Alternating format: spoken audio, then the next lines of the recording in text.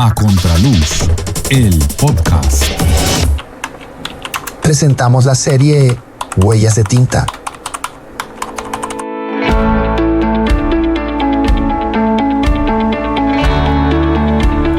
Hola, ¿qué tal? Bienvenidas, bienvenidos a un nuevo capítulo, el número 23 de nuestro podcast A Contraluz.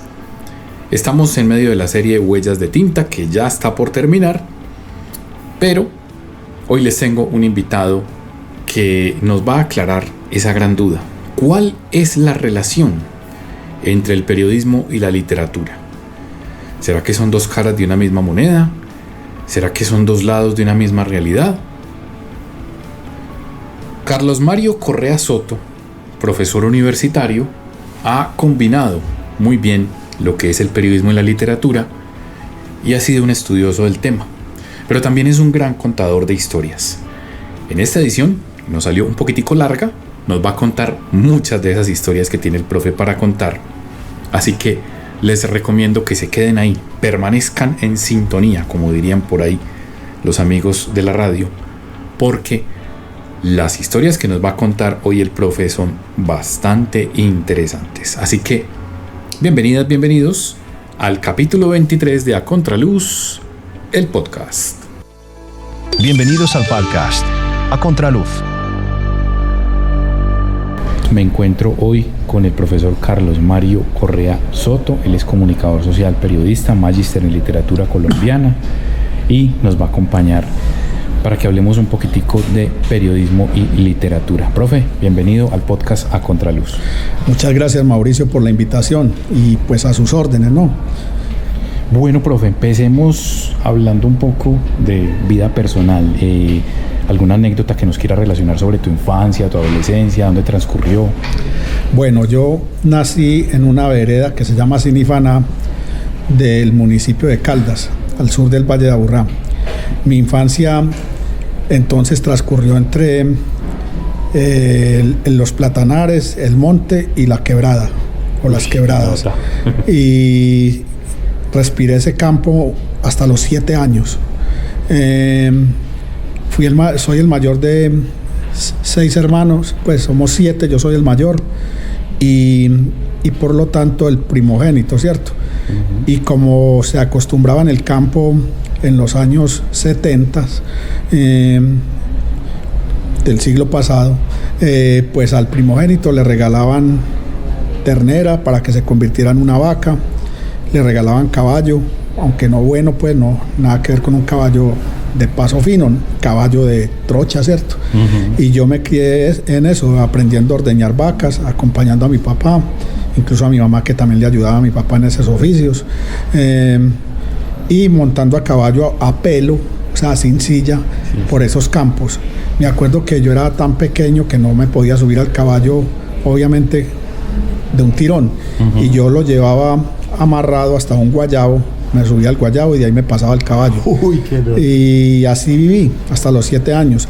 En ese campo, en la vereda Sinifaná, cuyo nombre tiene que ver con el nacimiento de la quebrada La Sinifaná, que hace parte de la llamada cuenca del Sinifaná, por los lados de Bolombolo, toda esa región, ¿cierto? Uh-huh. Estudié primero de escuela en la escuela rural de la vereda. Y como anécdota, ya para cuando iba a cumplir 7 años y ya tenía pues una hermana también, pues mi papá empezó a hacerse a la idea de que para que ella y yo estudiáramos, porque no creían en ese tiempo ni mi papá ni los campesinos mucho en la enseñanza en las escuelas rurales, pues había como un descrédito, como una falta de credibilidad, pues empezó a hacerse a la idea de que nos trajeran para el pueblo, el casco urbano de Caldas, ¿no? Entonces al año nos vinimos para Caldas, pero ya yo había terminado primero de escuela, ¿cierto? Y inicialmente me vine con mi hermana y a vivir donde los abuelos, que también campesinos, pero ya estaban establecidos, solo el abuelo quedaba en el campo y ya su familia estaba establecida en el pueblo. Me hicieron repetir primero. Oh. Y por no creer en esa formación. Sin embargo, yo en primero era como si fuera de segundo. Yo era el que sabía todo, o sea, yo le hacía las tareas a todos los pelados, compañeros, y yo no necesitaba ya estudiar porque ya, pues yo de verdad que ya todas las lecciones me las sabía, ¿cierto? Entonces me tocó repetir primero, hubiera pasado de una vez perfectamente a segundo, ¿cierto? Y ahí fue donde empecé como a leer, ya en la escuela urbana, que tenía más recursos, empecé a leer como cuentos, ¿cierto? Cuentos y algo, y pues sobre todo a oírle al profesor leer cuentos, ¿cierto? Pero también a interesarme como por llevarme algún libro de la escuela para la casa y empezar a leer a esa edad, ¿cierto? Y fue ya más avanzado, como ya en el bachillerato, cuando yo me incliné como por el lado de la comunicación y el periodismo, también gracias a la lectura. Por ejemplo, pues yo recuerdo mucho a un profesor, William Penagos, de español, pongámosle lo que se llamaba noveno, que es cuarto bachillerato en ese entonces. Él nos sacaba al frente a leer en voz alta un libro, por ejemplo, entre varios, a leer La Metamorfosis, cada uno lee 10 páginas, hasta terminar el libro o la mitad del libro y seguir al otro día. Entonces eso me empezó a gustar mucho y a calentarme como los oídos, ¿no? Y a espabilarme como la imaginación y la mente, ¿cierto?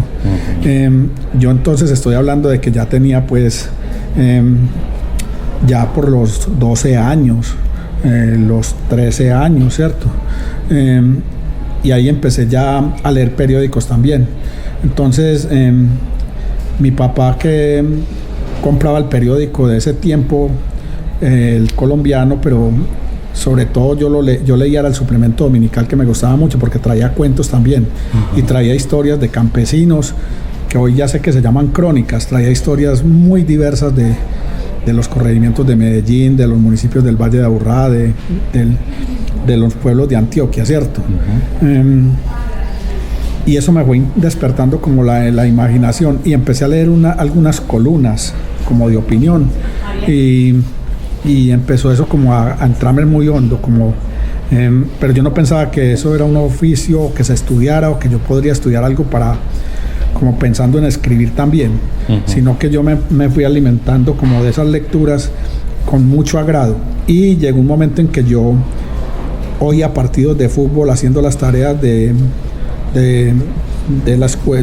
bachillerato en la mesa del comedor, en un radiecito, oía fútbol y a la vez leía el periódico.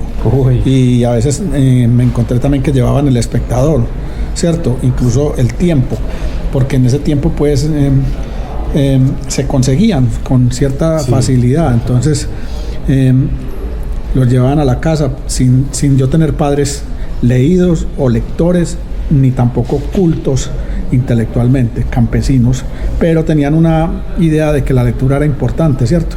Y que la radio sobre todo era muy importante. Entonces por eso me dejaban oír radio, ¿cierto? Y incluso yo lo cambiaba al fútbol, ¿cierto? Antes, muchos años, incluso de conocer antes de ir al estadio en persona.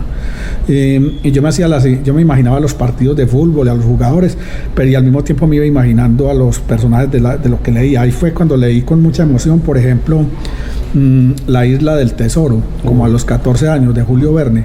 Y ese fue el libro que me voló la mente. Ese libro lo leí seguidamente durante, póngale, una semana o casi 2, sin parar. O sea, estamos hablando de un libro de 400 páginas, lo leí de a 50 páginas diario, con intensidad y con alta emoción y con una imaginación desbordada. Yo veía pues ese es el libro del cual tengo un recuerdo muy potente, ¿cierto? Y del colombiano, de lo que leía, tengo también muy potente una historia de unos mineros en el Bajo Cauca, o tal vez en el nordeste, que quedaron atrapados en una mina por una semana, y se alimentaron de gusanos mojojoy, que llaman. Y cuando lo rescataron, contaron eso, y la crónica, que hoy se llama crónica, ese tipo de relatos, yo lo leía como un cuento en el periódico, ¿cierto? Entonces, tomando agua empantanada y comiendo mojojoys. Entonces eso me abrió la imaginación mucho, pues no hice diferencia entre lo que leía en el periódico que podría ser historias reales periodísticas, claro, con el de Julio Verne, que era pura imaginación de este autor, ¿cierto? Sí. Entonces yo ya tenía como una mente muy propensa a la lectura impactante, o sea, a la lectura que contaba historias con personajes, bien fuera que los imaginaran el autor o que fueran reales como los de la crónica, ¿cierto? Del periódico. Y también leía algunas columnas de opinión, y igual las me gustaba porque también me empezó a interesar mucho como la política, como la actualidad, como el debate de las ideas, ¿cierto? Y lo veía como algo muy elocuente para mí, sin tener ninguna formación política, ni mucho menos, solo avidez por la lectura, ¿cierto? Entonces esos son recuerdos que tengo de ese tiempo. Bueno, para cuando ya llegué a 11, que en ese momento nosotros no hablábamos de 11 sino de sexto bachillerato, Sí. Pues allá por el año 80, y yo me gradué de bachiller en el Caldas, Antioquia, en el Liceo José María Bernal en 1981, yo entré en esa duda enorme de qué estudio. Claro. Porque yo era... pues era medianamente bueno para todo. O sea, me iba bien en física, me iba bien en química, me iba bien en biología, obviamente me iba bien en español y literatura, claro, y me iba muy bien en lo que se llama geografía o sociales, y historia con geografía, y me gustaban esas materias. Pero no me sé... y tuve una profesora que a todo el mundo lo quería meter, a todo el mundo lo quería meter por el mundo, o sea, por el mundo de las ingenierías. Tuve profesores que en la ilustración, que en las reuniones de preparación para la vida universitaria, solo hablaban de 3 carreras: ingeniería, medicina y economía, digamos, o administración de empresas. Solo hablaban de, más bien esas, solo hablaban de medicina, ingenierías y administración de empresas. Y por ningún lado se mencionaba periodismo o comunicación social. Pero yo por algo había leído yo de que había comunicación social, y solamente había comunicación social en la Universidad Pontificia Bolivariana para esos años, y aquí en la Universidad de Antioquia, ¿cierto? Me presenté a la Universidad Pontificia Bolivariana, pero me hicieron entrevista, pero no pasé. Y entonces empezó ese tormento, esa enorme duda, ¿cierto? Sí. Y trataron de buscarme gente que me ayudara, a sabiendas de que yo no tenía con qué pagar allá tampoco. Claro. Era una gran dificultad, pues yo era pues campesino, venía, y yo pues no, la familia mía no me iba a poder pagar esa universidad. Y por suerte de la vida, enorme suerte, que agradezco hasta el día de hoy, que ya soy tan mayor, pasé de una a la Universidad de Antioquia, a comunicación social. Eso fue... pues eso fue una fiesta interior, claro, y eso fue una alegría para mis padres, ¿cierto? Papá y mamá, y para mis hermanos que eran más pequeños, pero tenían como, me celebraron mucho eso, ¿cierto? Claro. Y pasé en el año 81, ¿no? Aquí a la Universidad de Antioquia. Tengo que también agradecer que mis papás nunca me dijeron que estudiaba. O sea, mis papás tal vez no tenían una presión. Tal vez ellos se imaginaban eso también de la época, que estudie medicina o que estudie derecho. De pronto derecho también hablaban mucho de eso, administración de empresas o ingenierías. Pero conmigo me dejaron libremente hacer, y yo les dije, va a estudiar comunicación social. ¿Eso qué es? Yo decía, es periodismo. Yo no hablaba, se llama comunicación social, pero es periodismo. ¿Y para qué es periodismo en los años 80 del siglo pasado? Era solo escribir. Era periodismo escrito. Y yo quería entonces, porque ya leía, también dar el siguiente paso, que cuando uno lee y empieza a leer con un buen nivel de comprensión y un buen nivel de lecturas, de acumulación de lecturas, uno siente que debe dar el paso a escribir. Sí. Porque es como la vía más expedita y es el puente ideal, ¿no? Quien lee, escribe, y quien lee más y bien puede escribir más y también mejor, ¿cierto? Eso siempre ha existido, me parece a mí. Entonces pensé en eso, en el periodismo escrito.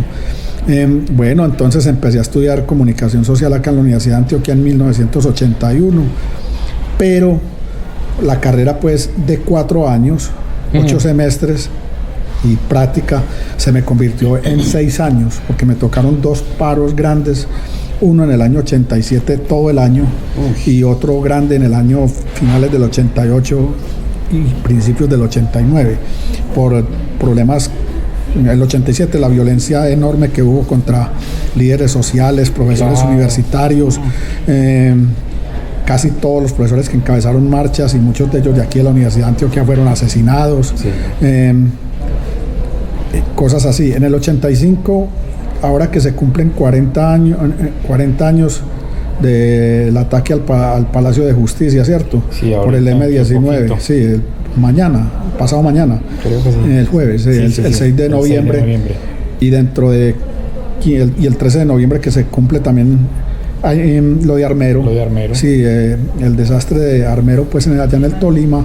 En ese tiempo de esas dos, para ese entonces, hace 40 años, también hubo un paro como de 3 meses. No, yo fui muy afectado por los paros de la Universidad de Antioquia, que me hicieron vacilar mucho, porque al ser pobre, pues realmente no tener recursos, ya ser mayorcito de edad, pues ya estar por los 20 años, ¿cierto? 19, 20, 21.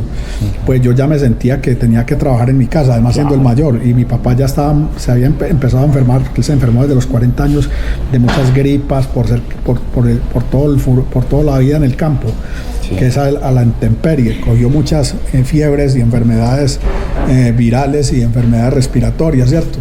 Y ya se sentía a los 50 años, ya estaba muy achacoso, pues muy enfermoso, y yo sentía la necesidad de ayudar, ¿cierto? Claro. Y por fortuna, yo pues ya desde los 16 años, cuando estaba en 5º bachillerato, a los 17 cuando estaba en 6º bachillerato, yo trabajé en cafés y cantinas en Caldas, poniendo las bolas de los billares, lavando la loza, ¿cierto? Del tinto, de toda la loza, ¿no?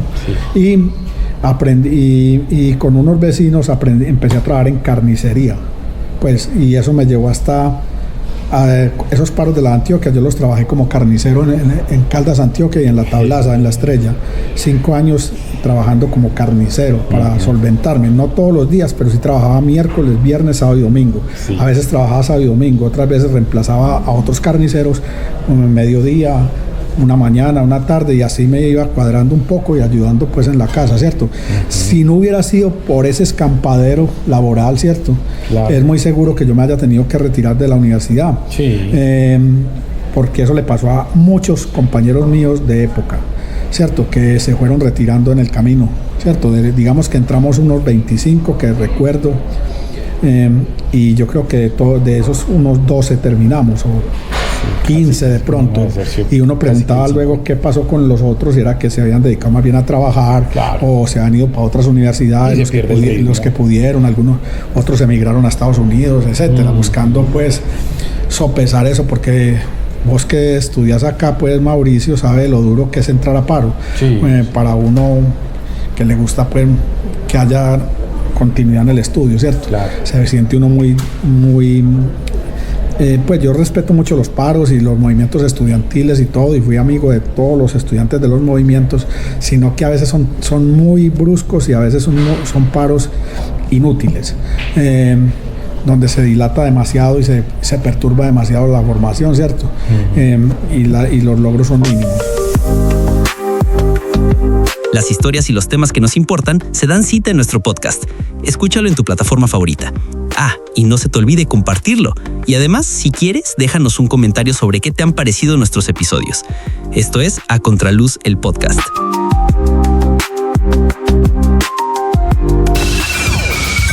Visita nuestro sitio web y disfruta de nuestra señal en vivo las 24 horas. Somos La Zona Gris, la radio del rock en Internet. En la serie Huellas de Tinta, hablamos de literatura, libros, autores y autoras, lectores y lectoras, y en general, de todo el ecosistema del libro. Sigue y escucha todos los capítulos en tu plataforma favorita. Esto es A Contraluz, el podcast.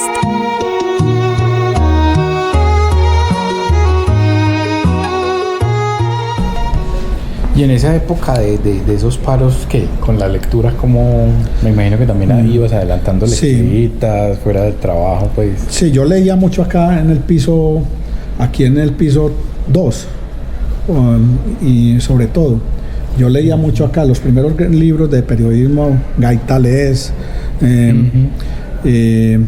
Germán Castro Caicedo, Daniel Samper Pisano, todos los leía acá. O sea, yo leía, todo hueco que tenía aquí en la universidad, venía mucho a leer acá con compañeros que nos gustaba sentarnos en estos muebles que todavía por fortuna hay, muy cómodos, y aquí nos pasábamos tardes enteras. Incluso yo a veces me metía acá tipo 2 de la tarde y salía a 8 de la noche, o cancelaban las clases y me venía para acá toda la mañana.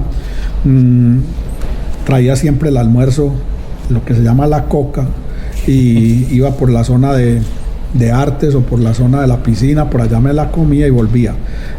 Pero a veces se prolongaban los paros y a veces se cerraba la universidad también, ¿cierto? Por ejemplo, yo cuando me gradué, ¿cierto? A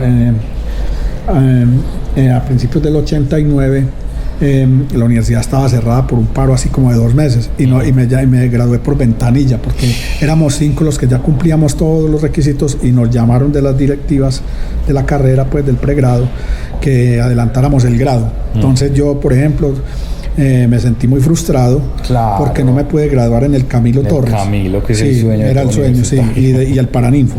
Pero en ese entonces era el Camilo Torres, ¿cierto? Para el pregrado. Yo después me pude graduar en la sala máxima de la universidad, que es el Paraninfo, ¿cierto? Sí. Pero me pude graduar fue ya de una especialización en periodismo investigativo y de la maestría en literatura colombiana. Pero fue muy frustrante no poderme haber graduado con un montón de graduados de esa manera colectiva que se llega al Camilo Torres, ¿no? Claro, que es la típica imagen después de la foto, de la fuente. Sí, y además solo conservo una fotico que me la hizo un compañero, Guillermo Restrepo Gutiérrez, que era, en ese tiempo no había celulares, era con cámaras pues análogas, ¿cierto? Sí. Y es una fotico con mi mamá y la hermana menor, aquí caminando por la soledad de la universidad. Estamos aquí en la fuente, nosotros solos, que la universidad estaba cerrada. Incluso nos dijeron que saliéramos por la portería del ferrocarril, en ese tiempo no había metro todavía, porque había una manifestación en Barranquilla, todo el que estuviera haciendo actividades universitarias lo apedreaban o lo vociferaban. Entonces, para evitar confrontaciones y malos entendidos, salimos por allá como clandestinos. Sí, ¿no? Como clandestinos, prácticamente. Tengo ese recuerdo también. Y ya después en la parte profesional, entonces te gradúas y ya que, ¿cómo sigue ahí el tema profesional? Bueno, yo por fortuna, pues en el año 88 al final, pues a mediados del 88, en el 87 que estábamos en paro, a mí me faltaban 6 materias todavía, o sea, como un semestre y medio. Y tuve la invitación afortunada de un profesor de comunicación social y periodismo que se llama Víctor León Zuluaga, que era un periodista del Colombiano, después del periódico El Mundo y después también de medios televisivos, ¿cierto? Creo que hoy en día pues ya está jubilado, pensionado. El señor me invitó, trabajaba en El Mundo de editor, y a 3 compañeros nos invitó a que adelantáramos las prácticas en El Mundo en el año 87, 1987, un año muy lleno de violencia, de muchas actividades, que estaban el paro total de un año acá. Entonces yo hice la práctica ya durante primero como 5 meses y me prolongaron otros 3 más, como casi 9 meses. Trabajé todo ese año 87 en El Mundo de todero, o sea, los practicantes que estábamos allá no teníamos una sesión fija, nos ponían un día en la página local, pues en la sesión de Medellín, otro día le ayudábamos a los de deportes, otro día le ayudábamos a los de economía, otros a los de política. Éramos como mandaderos de todos los periodistas de la planta, ¿cierto? De la sala de redacción, los periodistas profesionales, cada uno de acuerdo a sus necesidades, uno le colaboraba, pues uno para apoyar la política, uno iba y cubría una rueda de prensa de un político y traía la grabación y traía la información para el editor político, o de deportes, lo mandaban a entrevistar un futbolista, pero también lo mandaban a uno a ver algo de patinaje o de gimnasia o de boxeo o de ciclismo y a traer como pues a hacer mandados, ¿no? Pero eso era un fogueo muy interesante porque era pues en vivo, en directo, en caliente, y en ese momento no era uno sentado en la oficina, sino que había que salir a la ciudad, a los barrios, a los municipios y a los escenarios deportivos, a los eventos políticos, a los eventos culturales, y uno con su grabadorcita, que no es esta que tú tienes acá pequeña, sino que era pues la de casete, ¿no? Cassette, ¿cierto? La de cassette de 1 hora, o esa sobre todo, uno cargaba varios casetes y grababa 1 hora. Y pilas. Y pilas, y siempre a veces uno cometía errores por los nervios, que no ponía el play. Entonces uno no sabía y a veces perdía todo eso, y sin embargo uno llevaba libretica también y anotaba, y mucha memoria, ¿no? Sí. Es un ejercicio del periodismo que ya poco se hace, o que lo hacen pocas personas. Lo estamos haciendo vos y yo en este momento, por fortuna, pero ya no se hace casi este tipo de trabajos donde estamos cara a cara, grabando, conversando, preguntando, respondiendo, o viendo el mundo, ¿cierto? Sí. Pues con todos los sentidos me refiero. Ver es oyendo, es palpando, es oliendo, es tocando, es interactuando con la gente en los escenarios deportivos, culturales, políticos, sociales y de violencias, ¿no? Cubriendo los carros bombas, cubriendo los homicidios, los accidentes de tránsito, los percances, pues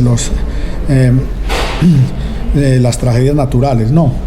Y esa época sí fue bien. Sí, y uno terminaba jornadas de 12, 15, 16 horas, incluso los practicantes. Y también uno sufría como practicante, porque el practicante pues ganaba un salario mínimo, de pronto un subsidio de transporte, pero no tenía para el almuerzo. Entonces yo allá también era un periodista de coca. De coca. Sí, que pues mi mamá me la empacaba, era de huevito duro, con salchichón y arepa, ¿cierto? Sí. Pronto pan.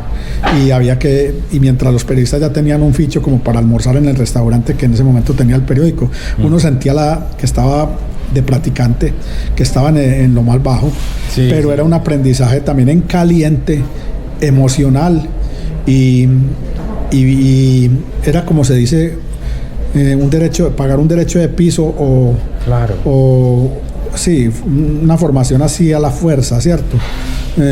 En caliente. Están formando para la vida. Sí, era como pagar, como se dice, pagar algo de regimiento, como estar en el ejército periodístico, pues en la milicia periodística, ¿cierto? Por decirlo. En el cuartel era el periódico y uno era el soldado raso, muy de abajo, ¿no? Y en ese tiempo, pues, y todavía creo, pero en ese tiempo uno lo llamaban el cargaladrillos. El cargaladrillos, o sea, el que le carga a los otros, ¿no? Claro. Pero eso me mostró el mundo del periodismo totalmente, si no totalmente, muy grandemente distinto al periodismo que uno estudia.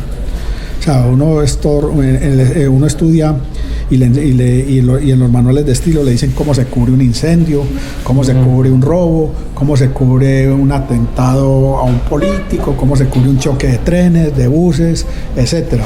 Y a uno se lo muestran como algo para hacer, ¿cierto? Sí. Pero cuando uno está metido allá no hay manual que sirva, ningún manual le sirve. No hay una metodología. El único manual son los sentidos. Claro. O sea, usted en ese tiempo, años 80 y después el 90 y principios de este siglo, pero ya ha cambiado mucho ahora que estamos ya pues en el 2025 con otra tecnología, con muchos instrumentos. En ese tiempo uno pasaba todos sus trabajos periodísticos, uno los pasaba por el sedazo de los propios sentidos.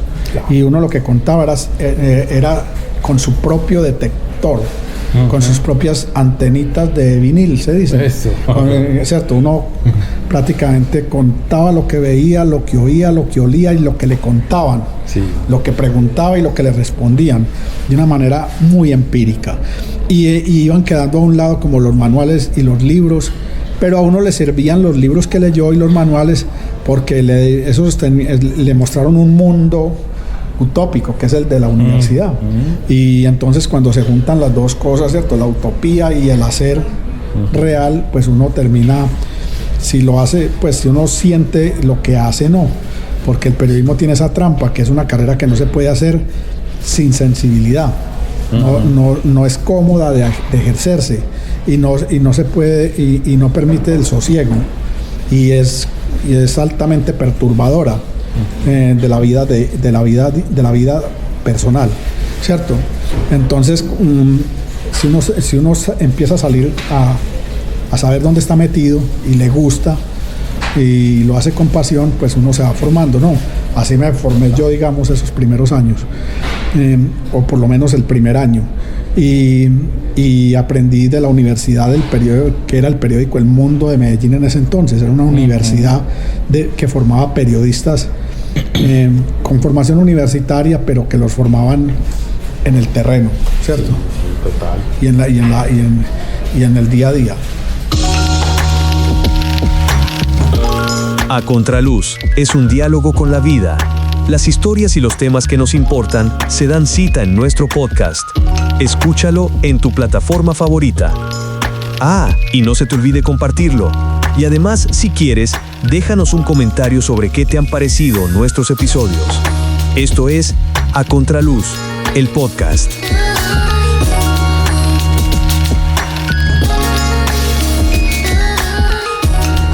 Ya después pasas al periódico El Espectador. Sí, ¿Cómo fue eso? No, ya después al año siguiente, ya para agosto del 88, pues yo me salí, pasaron como hasta octubre, noviembre del 87, trabajé en El Mundo y terminé la práctica y tenía ya la firma del director del Mundo en ese tiempo, que era Darío Arizmendi, y de este editor que era mi jefe inmediato, y el contacto con la universidad tenía ya el aval, ¿cierto?, de que terminé la práctica. Pero ya me quedé sin trabajo y volví a la carnicería como 6 meses, ¿cierto? Claro. A carnicero otra vez. Toca. Y en esas estaba por ahí en julio del 88, cuando me di cuenta por alguien que me llamó de aquí mismo de la universidad, que estaban pidiendo hojas de vida en El Espectador. Y llevé la hoja de vida, que en ese tiempo se llevaba en papel y con la fotico de carnet. No es la hoja de vida electrónica digital de hoy, ¿cierto? Que se manda por el celular, en fin, ¿cierto? Entonces la llevé a Bolívar. Todavía estaban en ese tiempo, apenas estaban empezando a hablarse del metro. En el sector de Bolívar, pues por el Hotel por el Hotel Nutibara, en este trayecto del Parque de Río acá a la Universidad de Antioquia, por la carrera Bolívar, había estaban los periódicos, ¿cierto? Diarios que habían, era El Colombiano, El Tiempo, El Espectador, antes estuvo El Correo.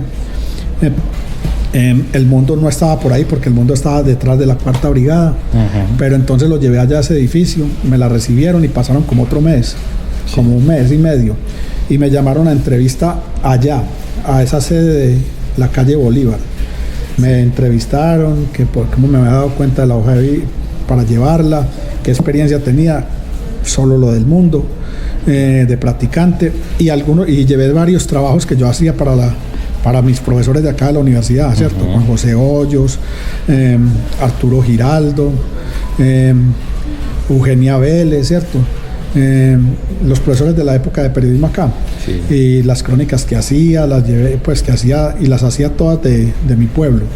Uno, como yo estudio comunicación, los trabajos que uno hace es de lo que tiene al lado. Claro, lo que tiene al lado. El cuarto de la casa, el vecindario, ¿cierto? Entrevista a conocidos. Sí. Y así, entonces llevé todo eso, se lo entregué allá a un señor que me entrevistó y después me los devolvieron, pero no sé si los leyeron o no. Y a mí, como al mes y medio me llamaron, pero ya no era, ya me dijeron que ya no, pues que me volviera a presentar, pero ya no era ya en Bolívar, sino por allá en Prado Centro, en una casa de esas grandes de Prado Centro aquí arriba, y ya no había aviso. Ya era una casa muy rara, no tenía aviso que dijera El Espectador. Y yo tenía la imagen de ese gran aviso enorme que hubo en el edificio del centro. Los periódicos tenían aviso en la puerta, grandes avisos, pero el del Espectador era un aviso gigantesco que en ese tiempo, cuando no había tantas edificaciones, se veía de muchas partes de Medellín, y era un aviso más o menos de 20 metros de largo por 5 de ancho, que decía El Espectador, y era de madera, pues, y lata, y ese aviso ya cuando llegué allá solo había una calcamonía en una de las ventanitas de la entrada que decía El Espectador. Entonces me abrieron y me dijeron que bueno, que les había gustado la hoja de vida, y que una periodista en Bogotá me había recomendado, que se llama Esperanza Palacio, que era una periodista de deportes que yo había conocido en El Mundo, ¿cierto? Cuando yo era practicante. Y ella dijo que me di cuenta después, pero en ese momento me dijeron que ella había hablado bien de mí. La idea era que ella dijo que yo no sabía periodismo todavía, pero que era berraco, que era echado para adelante. Sí. Y entonces empecé ahí en El Espectador con un jefe de redacción que se llama porque el señor ya está veterano, por los 80 años retirado, pero en ese tiempo digamos que tenía pues unos 50 años. Uh-huh. Y era el jefe de redacción. Entonces él me entrevistó, me dijo que iba a empezar, pasé las pruebas, los exámenes médicos y empecé a trabajar con asignaciones de él, pero que era mi trabajo allá en El Espectador, era llegar a las 8 de la mañana y ayudarle a él. Uh-huh. Igual, a seguir a ruedas de prensa y traerle la información, sí. O empezar a hacer averiguaciones, a oír radio, a ver qué había en la radio, tomar notas para después hacer como una agenda del día y ampliar con él y asistirlo a él como amanuense al lado de una computadora que se llama un PC, pero no los de hoy, sino una computadora que era una máquina de escribir con pantalla. Sí, máquinas eléctricas. Sí, una máquina de escribir con pantalla, pero no, pues usted tenía que imprimir. Claro.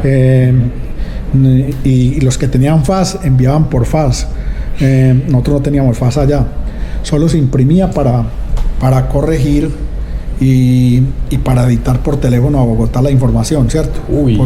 O sea, se imprimía en papel, pero no teníamos no teníamos fax, era para leerle a unas personas en Bogotá, unas señoras que eran secretarias, y le recibían a uno por teléfono fijo, uno le empezaba a dictar. O sea, que ya se habían llevado muchas máquinas para Bogotá, pues ya... No, sino que ese periódico ahí no tenía máquinas de escribir normales. Uh-huh. Y tenía una sola computadora, que era una máquina de escribir más avanzadita, eléctrica, uh-huh, con pantalla, pero no se puede, o sea, ahí no había una conexión como hay hoy de red. Claro. O de cosas, sino que era para imprimir. Pero entonces ya todo salía era como desde Bogotá, o sea, usted simplemente... No, todo, ahí yo empecé a hacer cosas de Medellín todo el día, o sea, sí, inventario de casi todo lo que yo hacía era judicial con el jefe de redacción. Uh-huh. Y otros periodistas que había eran colaboradores. Sí. No permanecían ahí en esa oficina, en esa casa todo el día, sino que llevaban también su información impresa y se armaban paquetes para enviar por aeropuerto. Porque eran para el domingo, eran para el lunes, cuando había un día de por medio no se editaba, sí, sino que se mandaba en correo aéreo. Uh-huh. Y cuando solo se editaba lo que era caliente, o sea, lo que sí, tiene que salir mañana sí o sí. Sí.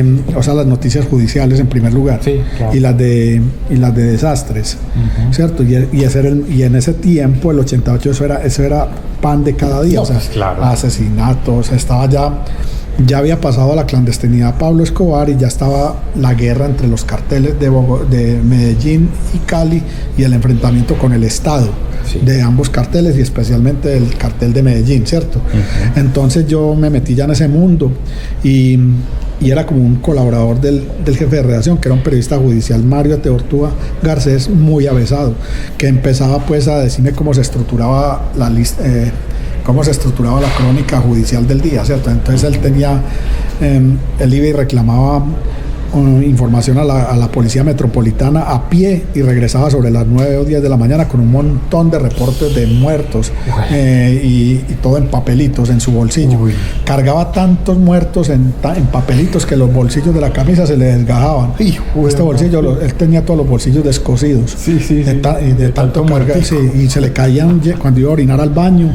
No. Y se devolvía sin los muertos y decía qué escándalo, y yo era por toda esa casa buscando esos papelitos, los muerticos, él los llamaba, búscame los muerticos que me faltan 3, que eran los muerticos, era 3 en Manrique, 2 en el centro, que otros 3 en Castilla, que 5 en el Bajo Cauca. Entonces él decía, bueno, vamos a organizar la página de Medellín. Entonces él decía, era como una cosa, como una pirámide invertida muy ágil, sí, que decía, primero vamos a ver quién de todos estos muertos tiene importancia social, o sea, es claro, médico, o era claro, médico, era político, tal, ese va de primero. Sí. Y después sigamos con las masacres, primero los de 5, después los de 3, después los de 2 y después los de 1. Y después, y sobre todo los de 1, los que hasta donde tienen identidad, pero los NN van de últimos. Claro. Y entonces él tenía una forma de ser así, que es que la sociedad de Medellín se conmovió nuevamente ayer ante la ola de muertos creciente en la ciudad. Él tenía un lenguaje ya cifrado y solo metía los nombres que tenía ahí con nombre propio, ¿cierto? Claro. Y después otras personas sin identidad también fueron reportadas en tiroteos en tal parte. Y entonces todos los días íbamos haciendo eso. Y a veces llegaba y estábamos haciendo eso sobre las 5 o 6 de la tarde y a veces no servía de nada porque aparecía otro caso mayor. Por ejemplo, un carro bomba que destrozó tal cosa. Entonces ya había que parar ahí y entonces me mandaba a mí, vaya a ver qué pasó, vaya a hablar con la policía, mire qué puede traer y yo lo espero acá. Y entonces ya todo lo que hicimos hasta ahí se quedaba en segundo plano.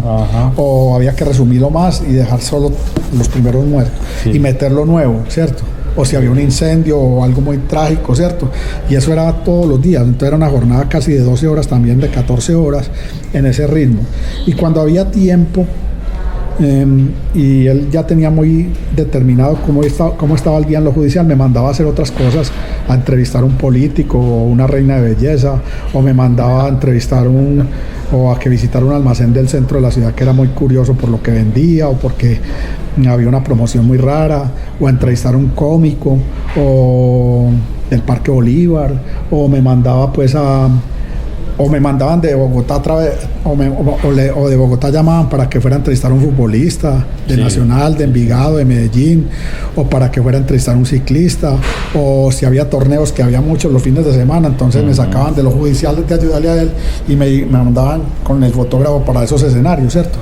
No, aunque no sabía nada de deportes tampoco, no sabía ni de fútbol, ni de natación, ni de voleibol, ni de boxeo, pero en ese tiempo las estadísticas a uno se las entregaban en boletines, los resultados, y lo que interesaba era la parte humana del evento. Claro. Entonces era lo que dijo el ganador, lo que dijo el perdedor, lo que dijo el aficionado, lo que dijo. Entonces yo siempre escribía la parte humana y la llenaba de datos. Y generalmente los datos me los pedían aparte. Claro. O sea, como un índice. De posición. Sí, eso me lo pedían aparte, entonces eso lo tenía todo el mundo, pero entonces yo siempre hacía entrevistas que las hacía narrativas a veces, romanceadas, otras veces pregunta-respuesta, y siempre hacía lo testimonial de los deportistas, más que todo, y también mandaba la información, pero casi siempre me la pedían aparte, en cuadros. Y en ese tiempo se escribía muy largo, siempre eran 3.000 palabras, 4.000, a veces 2 páginas, 1 página y media, era un periódico grande, que se llamaba Sábana. No es el tabloide de hoy, ni la página de internet o de computador de hoy, pues del pantallazo de hoy. Había que tener información, porque documental y testimonial, porque si no, usted no llenaba esa página. No llenaba. Claro. O sea, usted no podía con un dato llenarlo, usted tenía que tener muchos datos. Entonces era mucha reportería en caliente toda.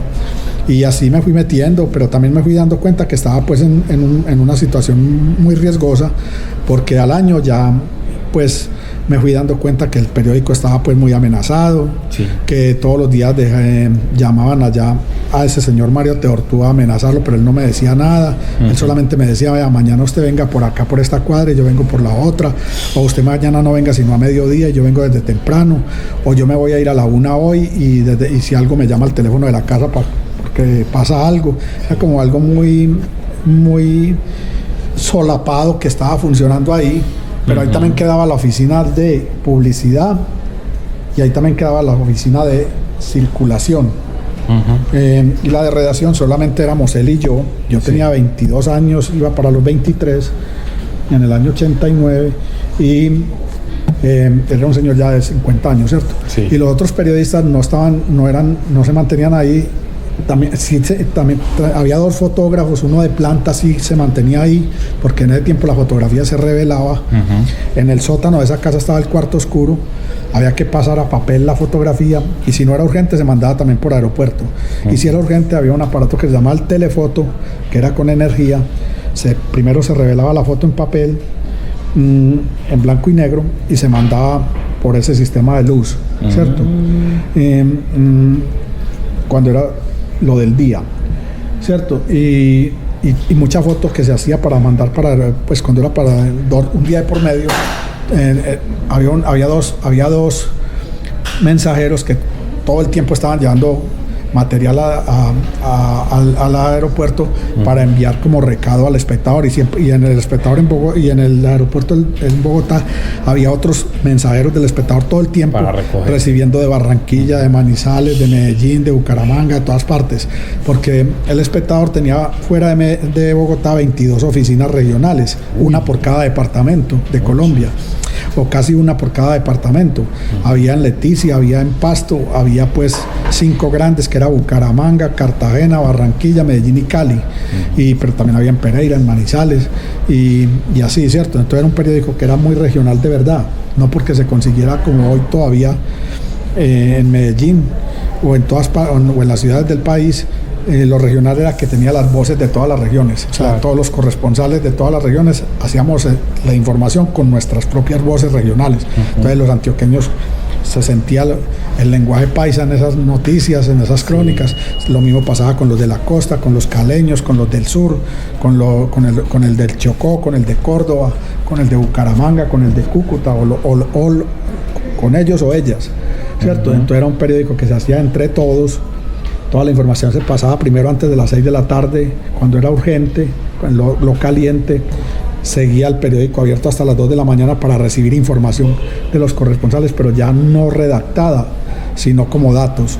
Y en Bogotá la redactaban, a uno lo llamaban a la casa a las 1 de la mañana, pero ya no le pedían un relato, sino los datos, ¿cierto? Y allá armaban las noticias, ¿no? Ese era nuestro trabajo.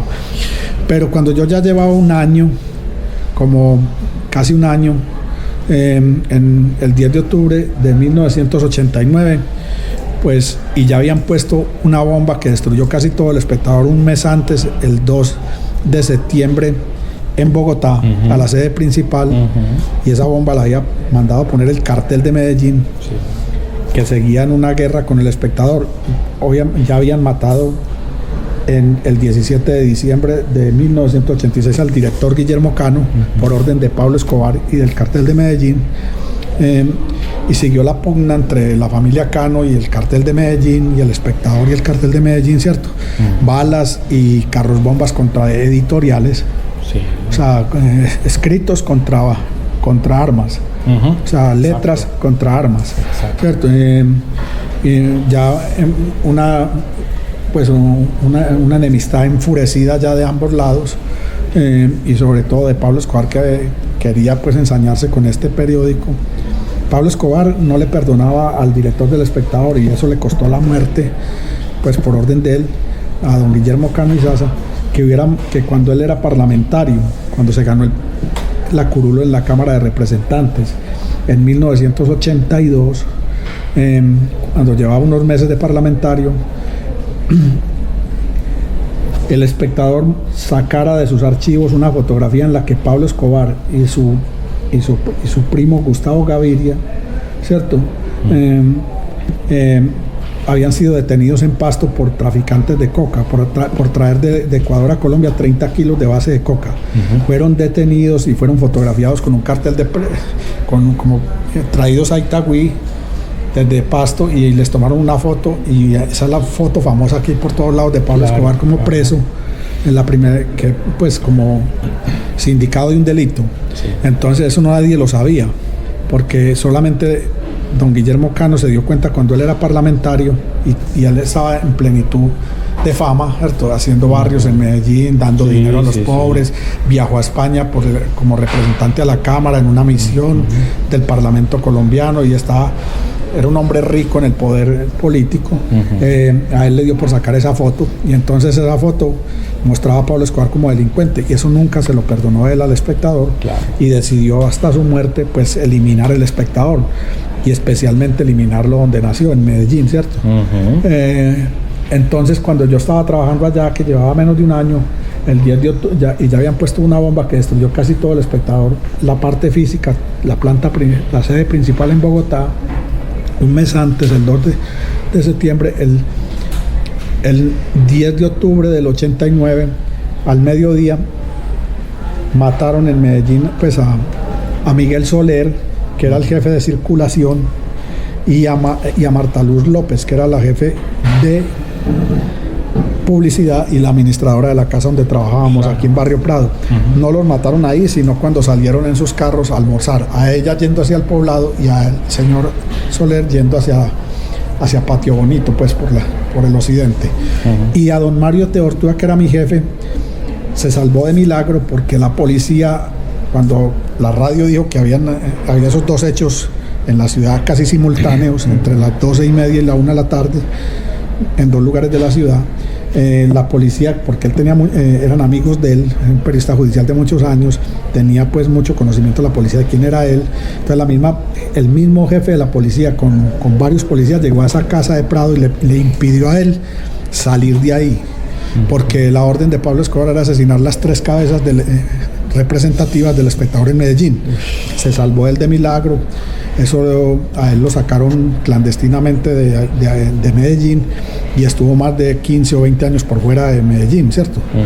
O de Colombia. Él ya vino mayor, ya casi viejo, a punto de pensionarse, y volvió a trabajar periodismo en El Mundo y en todo el arte, pero ya muy poquito, porque ya estaba en proceso, ya estuvo mucho tiempo ya clandestino, ¿cierto? Y yo era el más joven de ahí, de esa redacción, 23 años, y también me tuve que salir, porque el Espectador no se pudo volver a abrir durante un año. Claro, porque hasta ahí llegó el trabajo. Sí, hasta ahí llegó la primera parte de mi trabajo en El Espectador. Entonces, como yo tenía un poco ayudándole a este señor y lo del Mundo, yo ya tenía cierta cancha, cierta habilidad, cierta pericia para redactar noticias, y sobre todo noticias de orden público, que llaman judiciales, ¿cierto? Aunque yo era todero, por ser corresponsal hacía muchas cosas, pues casi todos los temas, y entrevistaba mucho y cubría muchos eventos. Me resultó, pues a mí me cancelaron el contrato, ¿cierto? Y a todas las 28, por todos éramos 28 empleados del Espectador en Medellín, 5 periodistas, entre ellos el jefe de redacción, 3 periodistas colaboradores y yo, que era el asistente del, digamos, ¿cierto? Sí. Y a todos nos cancelaron los contratos. Yo era el que menos tiempo llevaba y también me cancelaron el contrato. Y se cerró esa casa allá en Prado y yo quedé sin trabajo, pero entonces eso era octubre. Y en diciembre me llamaron de Caracol Radio y empecé a trabajar ahí en lo mismo, haciendo noticias judiciales en la calle, cubriendo destrozos de carro bombas, y sobre todo en el turno de la noche. De 4 de la tarde entraba yo y salía a las 5 de la mañana o 6 de la mañana del otro día. Había 20 periodistas, 10 en el día y 10 en la noche, porque en ese tiempo las noticias se redactaban como si fuera para un periódico. Ajá. Pero las leían los locutores. Sí, exacto. Ya eso ya no se usa. No, ya no se usa. Tal vez en televisión sí, porque las ponen en el teleprompter, ¿cierto? Exacto. Sí, pero son muy breves. En ese tiempo se redactaban, cada noticia se llevaba lo que se llama una cuartilla, o sea, una página tamaño carta, blog, y a veces 2, si era más compleja, ¿cierto? Y durante el día o la jornada uno las iba volteando. Primero, por ejemplo, las empezaba con un testimonio, una versión, y después la empezaba con otro, o la empezaba en tercera persona, para que parecieran siempre nuevas. Sí, ¿cierto? Para que parecieran siempre nuevas. Y había muchas emisiones en el día, 6 de la mañana, 12 del día, 6 de la tarde, medianoche, ¿cierto? Los locutores las leían en vivo, pues uno las entregaba, las cuartillas, y el locutor iba pasando hojas, ¿cierto? Leyendo. Y así ahí estuve casi un año, hasta que me propusieron en El Espectador retomar la corresponsalía. Me estaba yendo bien en radio, pero era solo judicial. Sí. Y yo ya tenía la inquietud muy grande, y el amor que le había cogido al Espectador y a ese trabajo era porque no solo hacía lo judicial, sino que hacía cosas de humor, pues entrevistaba a personajes de la ciudad, ¿cierto? Como le digo, cubría eventos, asuntos políticos, culturales, sociales, iba a los barrios, iba a las calles de la ciudad, a los centros de la ciudad, a los parques, a buscar gente, hacía cosas curiosas, hablaba de artesanos, iba a San Alejo, cubría la fiesta de las flores, a eventos musicales, etcétera. Entonces en el Caracol solo era judicial y solo era la guerra de Pablo Escobar con el Estado y con el otro cartel, y era todo sangre, carrobombas, todo, y era todo urbano, todo era barrio, todo era el Valle de Aburrá, ¿cierto? En cambio, en El Espectador había recursos para ir a Urabá, para ir a Quito, para ir a los municipios de Antioquia, para ir al Bajo Cauca, para ir a suroeste, pues a los del oriente, a los del occidente y hacer cosas, ¿cierto? Entonces me propusieron volver, pero ya no podía, pues, pero tenía que ser clandestino. Ya. Porque pues El Espectador, la orden de Pablo Escobar era que con esas muertes se había eliminado El Espectador en Medellín, ya, ¿cierto? Se había cerrado. Y sin embargo, pues yo decidí volver y volví en unas condiciones muy raras porque no tenía, pues tuve que guardar el carnet de prensa del Espectador, todo era con la cédula, no le podía decir a nadie dónde estaba, me consiguieron una oficina como por allá, como para un contador público, por allá en un edificio del centro, en un cuarto piso, en medio de unas oficinas de empresas de microempresas de Colombia, pero era una oficina ciega, sin ventanas a la calle, era interior, solo había una ventanita, un patio de un edificio que se llama, era el edificio Bancoquia en Junín, con Caracas, y ese edificio tiene 20 pisos, era el del cuarto piso, y era yo solo, con un radio, oyendo radio desde las 5 de la mañana, que me levantaba en la casa hasta las 12 de la noche, que volvía a la casa, y haciendo una agenda propia de acuerdo a lo que RCN, Caracol daban. Yo en Bogotá me decían, oiga radio y vaya apuntando lo más importante para que lo amplíe.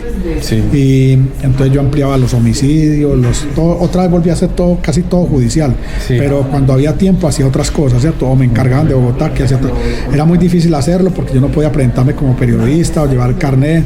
Sin embargo, me pusieron una asistente también clandestina que me daba una caja menor, que me pagaba los desplazamientos en taxi, en bus, y el fotógrafo, que en ese tiempo no había celulares, que uno tuviera cómo hacer fotografías, sino que era un fotógrafo, era el que todo periodista necesitaba su fotógrafo, ¿cierto? Como todo periodista de televisión necesitaba su camarógrafo. Entonces yo tenía que llamar a ese que no me podía encontrar, él no podía estar conmigo ahí, también sufría las mismas amenazas, las mismas dificultades. Yo cuando había que hacer fotos lo llamaba a él para que nos encontráramos en el Parque Berrío, en el centro, en el estadio, en un barrio, o en el aeropuerto, en fin. Y así él se iba para la casa de él y allá revelaba sus fotos o las mandaba por el aeropuerto cuando no eran de afán. Y yo le decía más o menos qué se tomaba y yo hacía los textos. Igual en una máquina de escribir, que era un computador con una pantalla, con un teclado, y ahí sí me pusieron un fax y me dieron un beeper. En ese tiempo el beeper era para saber que me necesitaban, no para contestar llamadas, no era para escribir como un teléfono de hoy, ni para ver información. Un beeper era solo para decirle que solo mensajitos. Sí, o sea, que lo necesitaban a uno, o para preguntarle dónde estaba, o le daban o le dejaban una razón, ¿cierto? Y ahí empecé con esos instrumentos a irme defendiendo solo. O sea, el fax era como si fuera una persona que me estaba ayudando, porque yo ya imprimía y ya mandaba por fax. Ya no tenía tan... Se ahorraba lo de la dictada. Sí, que eso era muy tremendo, porque esas señoras en Bogotá, uno le empezaba a dictar y una señora le contestaban, empezaban a decirle a uno, con tilde, sin tilde, con S, con Z, punto aparte, punto seguido. ¿Y cómo empieza? Volvamos a repetir que no se demoraba, y a veces eso lo hacía también uno en la calle en teléfonos públicos, cargado de echando monedas, y la gente del pueblo así cubre una vuelta a Colombia y en los municipios, y la gente del pueblo haciendo fila para llamar, y entonces toda furiosa, insultándolo a uno, y uno échele monedas, y esas señoras allá enredadas, que si con tilde, que si con H, que si sin H, ¿cierto? Y entonces eso era muy dispendioso, ¿no? Eso hace 35 años.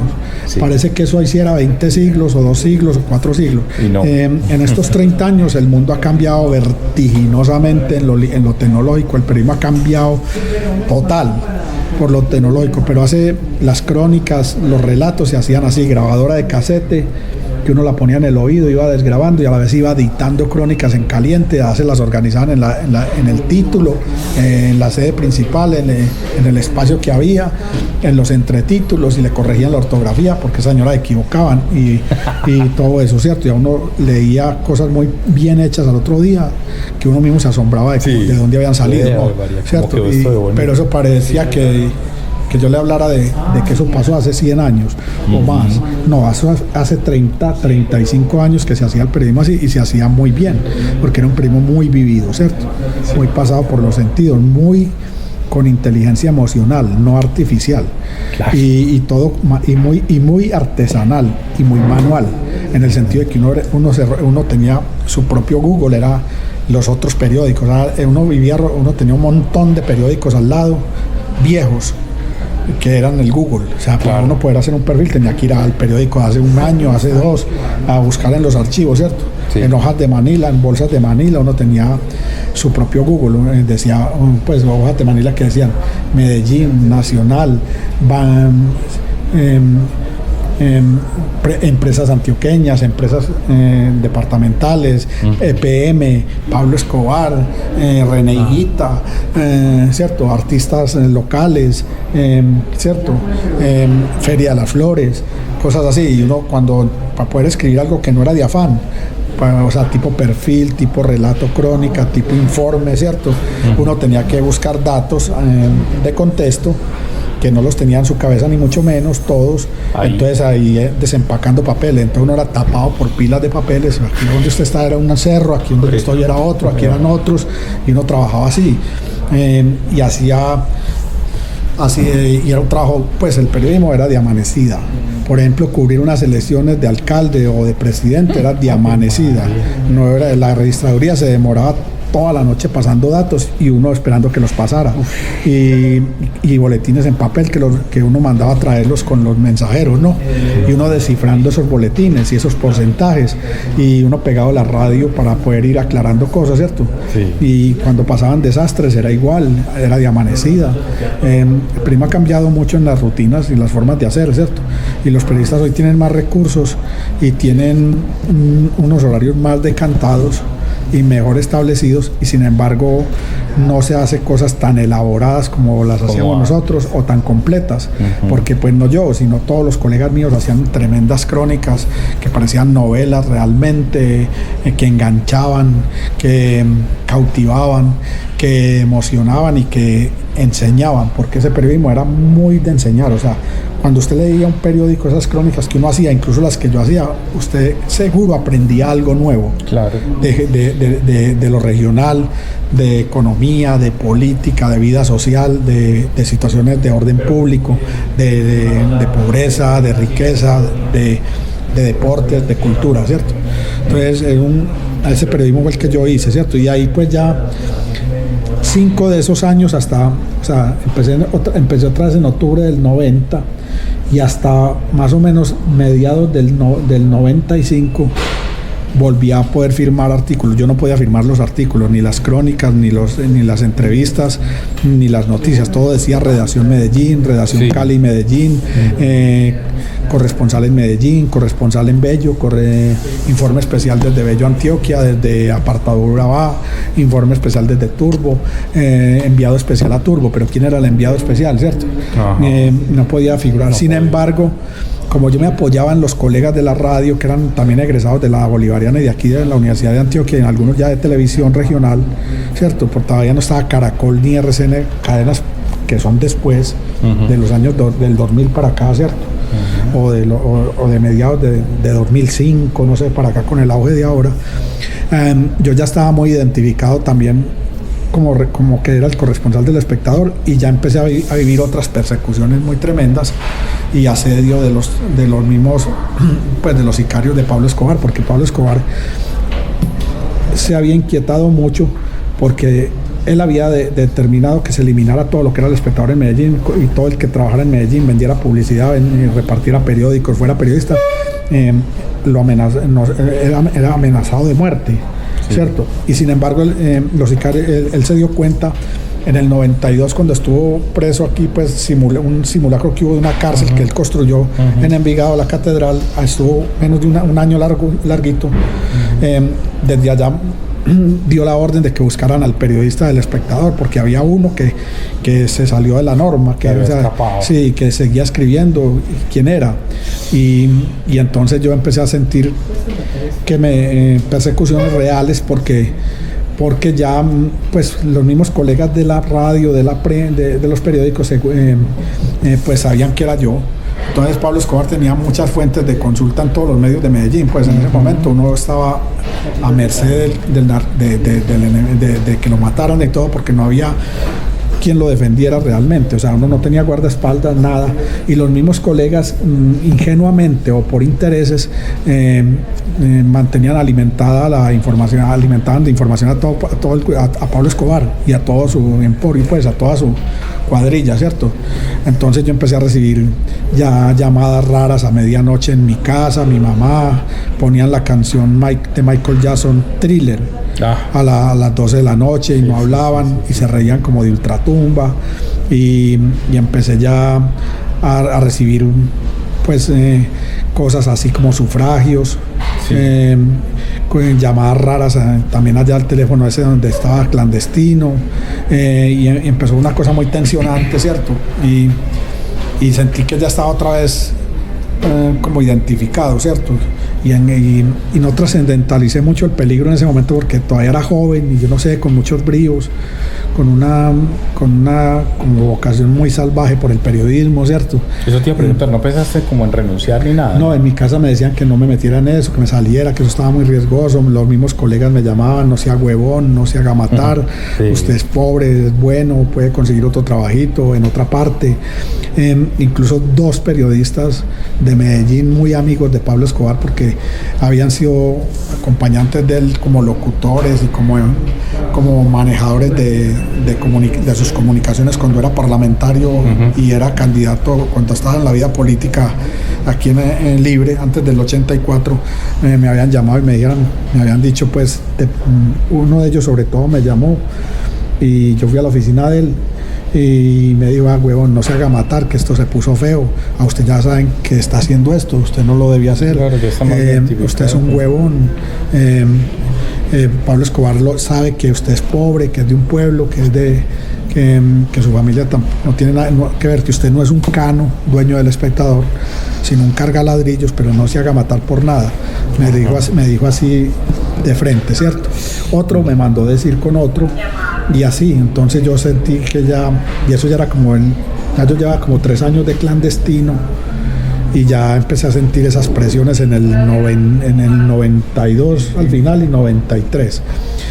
Y ahí fue cuando en el 93 también viví ya el susto más grande que he tenido en la vida, en el que tuve en ese tiempo, que era cuando yo estaba en ese edificio, en el 4º piso clandestino. Yo ya tenía unas rutinas, que era llegar ahí sobre el mediodía y quedarme hasta el otro día, y dormía ahí.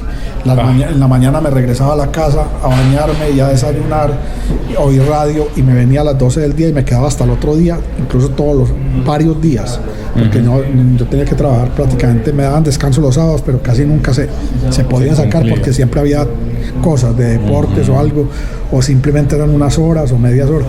Entonces yo, por ejemplo, en abril ya de 1993, el 19, pues había una noticia en la mañana en la radio, de Caracol, un extra, que decía que detuvieron en una fiesta en un edificio cerca en la carrera 70, detuvieron en una fiesta a 3, pues ya se había volado de la catedral Pablo Escobar con 10 de sus guardaespaldas, ¿cierto? Popeye y otros, ¿no? Y descubrieron en una fiesta y los detuvieron a 3 integrantes del cartel de Medellín, de la Armada, que eran alias Trapeadora, alias Boliqueso y alias Juan Caca. Entonces yo estaba haciendo esa noticia al mediodía de ese día, 19 de abril, ahí solo en la oficina. Llegó un amigo de estudio aquí en la universidad que muy poquito sabía dónde trabajaba yo, y llegó a visitarme. Y él me hacía mandaditos, ¿cierto? Porque él estaba sin empleo, iba y me visitaba y me llevaba café, me llevaba tinto, o me acompañaba a almorzar y se quedaba conmigo allá como acompañándome, ¿cierto? Unas horas. Entonces yo le dije: Guillermo, voy a bajar a almorzar algo, porque cuando eran las 12 y yo estaba haciendo esa otra noticia, hubo un extra también que decía que había un operativo muy grande en el centro de la ciudad contra Pablo Escobar y sus lugartenientes. Entonces yo iba a bajar del cuarto piso, cuando bajé al primero, ya el edificio lo estaban cerrando porque entraba todo lo que era el ejército de ese tiempo, que se llamaba el bloque de búsqueda de Pablo Escobar. Sí. Eran civiles, eran del ejército, era de la policía, eran de la fiscalía. Estaban subiendo y yo ya no pude ni salir a Junín ni volver al ascensor para volver a la oficina. Claro. Entonces ya me quedé ahí pues como varias horas. Ya después me atrevía eso era mediodía, ya como a las 2:30, a mí se me dio por decirle a un policía que yo era del Espectador, que yo era periodista, entonces me iba a sacar de ahí al edificio, porque los periodistas estaban afuera esperando algo. Entonces y yo le dije, no, es que yo trabajo acá. ¿Y usted quién es? Que yo soy del Espectador. Y ahí sí le mostré la cédula y eso, porque yo tenía el carnet ahí, no lo podía tener, yo lo mantenía guardado. Y me dijo, espere un momento. Como a la media hora vino por mí y me subió al 20 piso y estaban en el levantamiento del cadáver de alias El Chopo, que le habían dado de baja hacía 2 horas ahí, un bloque de búsqueda. Cuando se entró el bloque, cuando yo vi entrar todo ese montón de ejército, pues ese 30 personas entre policía uniformado, ejército uniformado y de civil, ¿cierto? Era porque en el piso 20 le dieron de baja a alias El Chopo. Alias El Chopo se llamaba Mario Alberto Castaño Molina y era el jefe de armas, era el sicario que manejaba todo el sicariato de Pablo Escobar y el único de esos lugares tenientes que no se había ido con Pablo Escobar a la catedral, sino que se había quedado afuera manteniendo su guerra de sangre y fuego, ¿cierto? Eliminando sus enemigos, haciendo atentados, ¿cierto? O sea que él era el que iba a hacer la tarea. Y pagando a los sicarios, porque él llevaba 20 años en la organización, desde el 84, cuando mataron en Bogotá al ministro Lara Bonilla. Y él era era un matón profesional, pues entre comillas, y era el que mantenía sangre y fuego ese imperio, el que detuvo a muchos enemigos de Pablo Escobar que se le habían quedado con dinero, etcétera, que le habían robado, y él los buscó y los secuestró y los llevó a juicios sumarios en la catedral. Otro esa gente la desaparecieron o la quemaron, todo eso. Él era un sicario que incluso era el jefe de los otros sanguinarios, era el jefe de Popeye, era el jefe de la Kika, era el jefe de todo eso de 12 o 15 muy connotados sicarios de Pablo Escobar.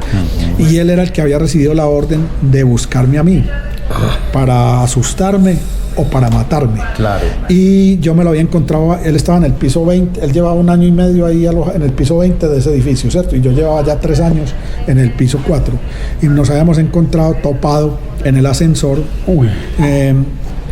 5 veces. 2 de día, hacia la tarde, antes de las 6, y 2 de noche, por ahí entre las 8 y las 9. Porque cuando a las 7 de la noche cerraban la entrada, siempre en los almacenes del centro cierran a las 7 la mayoría, hace muchos años, y todavía sucede como en el Hueco y en muchos sectores de Medellín que cierran entre las 7 y las 8 los almacenes. Entonces la entrada por Junín para ese edificio Banco, y para acceder a los ascensores, para yo subir al 4º piso y del 4º para arriba para la gente subir a los apartamentos, ¿cierto? Se cierra por Junín y había que bajar al sótano, claro, a los ascensores del sótano, y yo me lo había encontrado a él en el ascensor 2 veces. Creo que le dije, ¿qué hubo, hermano? ¿Qué tal cosa? O alcé la ceja para saludarlo, y él también me respondió el saludo.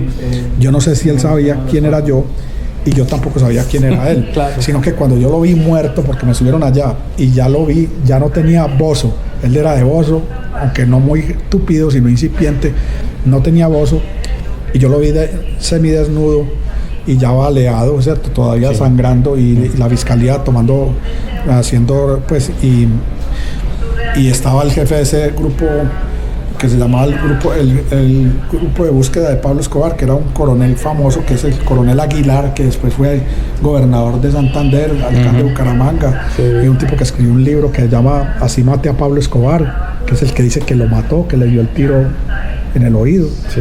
Ese tipo era un coronel en ese tiempo, muy grosero. El tipo, cuando yo llegué ahí por el otro policía que pensó que yo era un fotógrafo. Entonces se enojó demasiado, porque usted quién es, hijo de puta, usted que viene acá. Llamamos, fue un fotógrafo, y le dije, no, yo soy del Espectador, la prensa no puede entrar, sáqueme en este tipo. Pero ya yo ya estaba de frente al caso, porque el tipo estaba ahí entre la cama y la puerta del apartamento, de la habitación principal, desangrándose ahí, pues ya muerto. Sí. Entonces ahí se me vino la película y reconocí en ese cadáver a ese personaje, ¿cierto?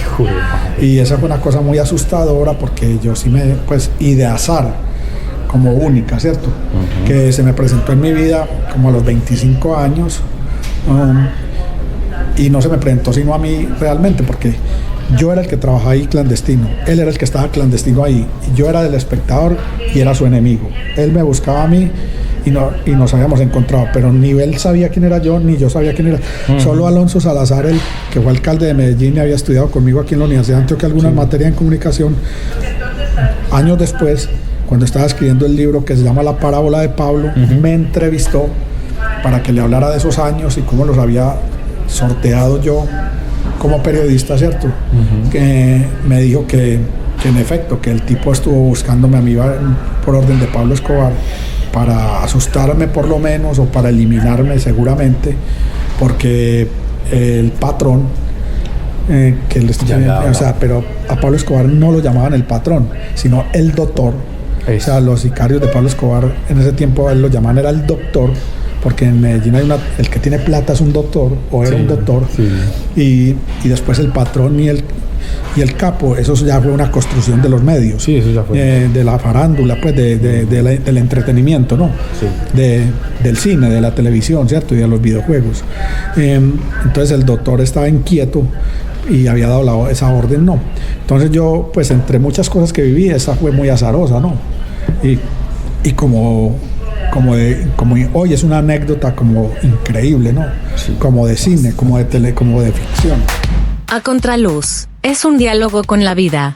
Los temas que nos abrazan pasan por nuestro podcast. Si te gusta el rock, visita y escucha www.lazonagrisrock.com con todos los sonidos y las épocas del rock. Estás escuchando A Contraluz, el podcast.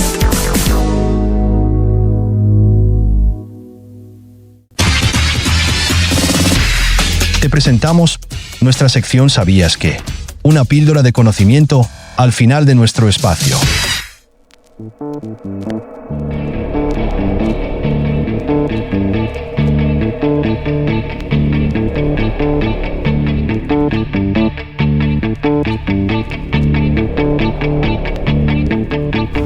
Y en nuestra sección ¿Sabías qué?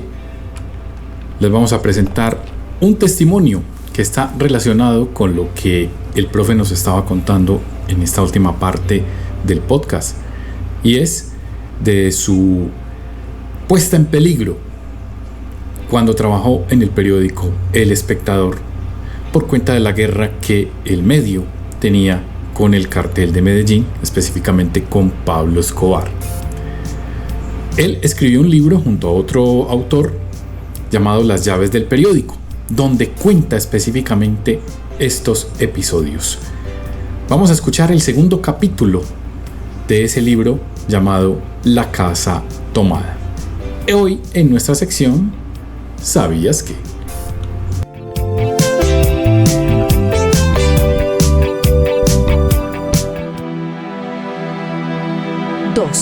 La casa tomada. Antes de alejarnos tuve lástima. Cerré bien la puerta de entrada y tiré la llave a la alcantarilla. No fuese que a algún pobre diablo se le ocurriera robar y se metiera en la casa, a esa hora y con la casa tomada. Julio Cortázar. Entré a trabajar a El Espectador en agosto de 1988. Encontré una redacción pequeña con un solo periodista, un experimentado cronista judicial que tenía el cargo de jefe de redacción. Trabajaban con él una secretaria y un reportero gráfico bastante experto. A cargo de la oficina estaban la gerente Marta Luz López y el jefe de circulación Miguel Enrique Soler Leal.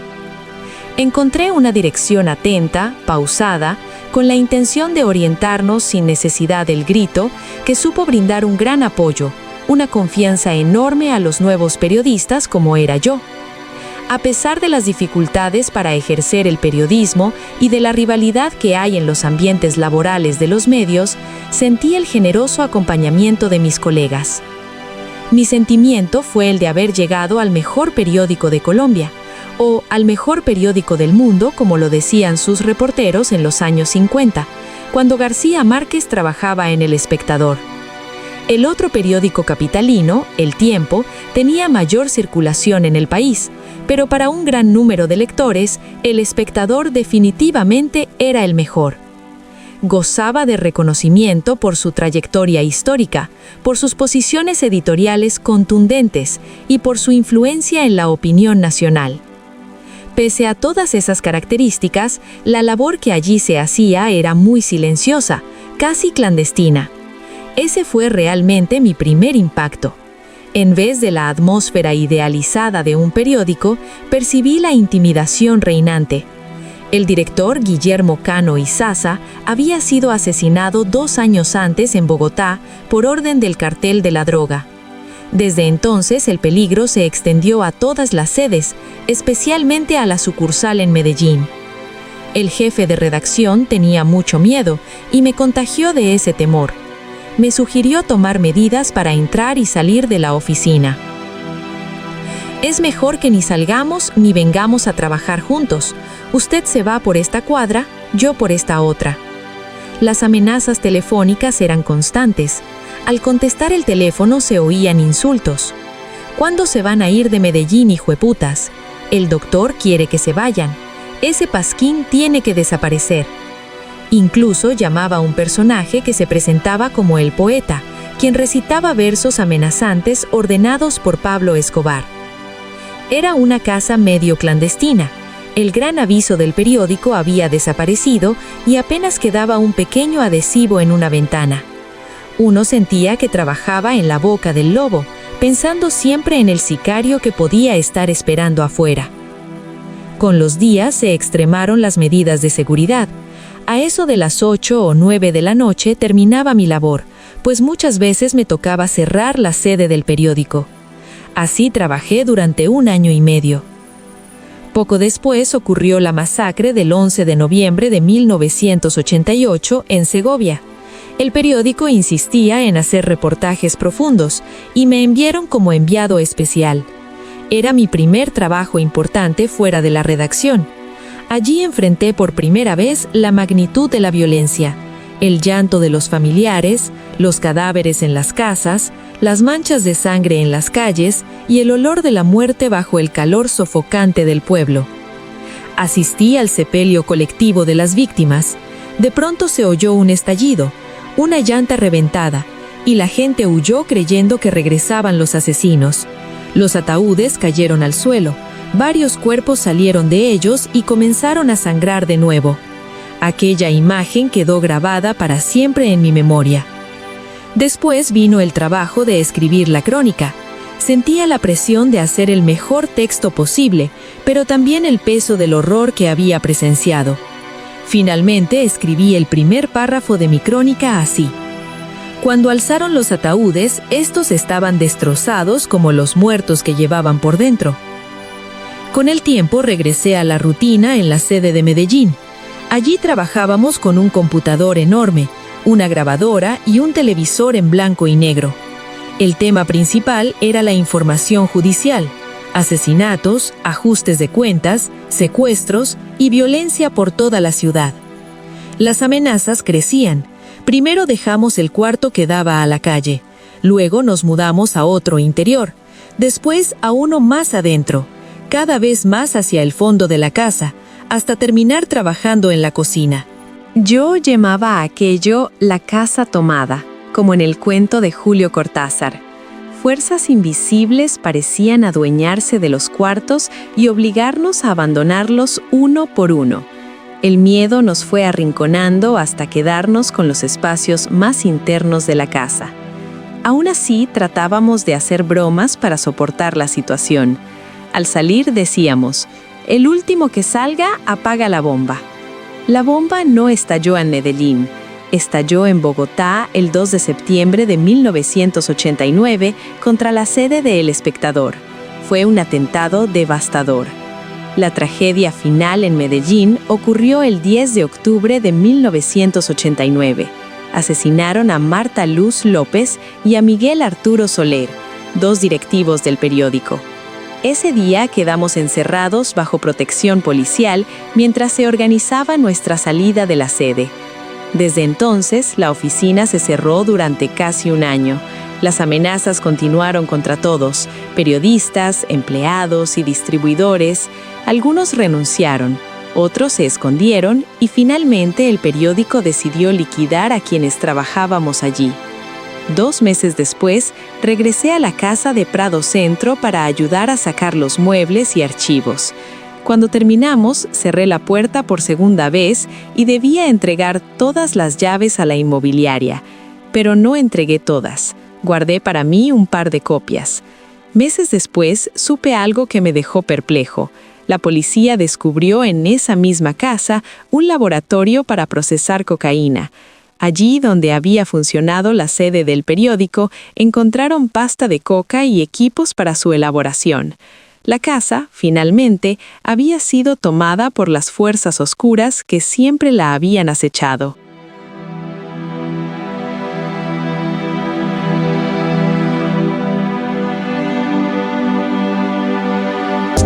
Estamos presentando A Contraluz, el podcast.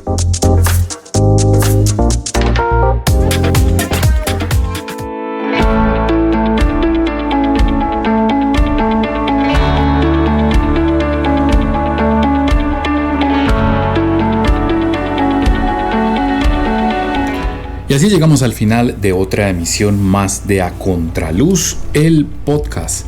Gracias a todas y a todos los que nos siguieron hasta aquí. Este ha sido el capítulo más largo de los 23 que hemos tenido, pero les agradecemos su paciencia.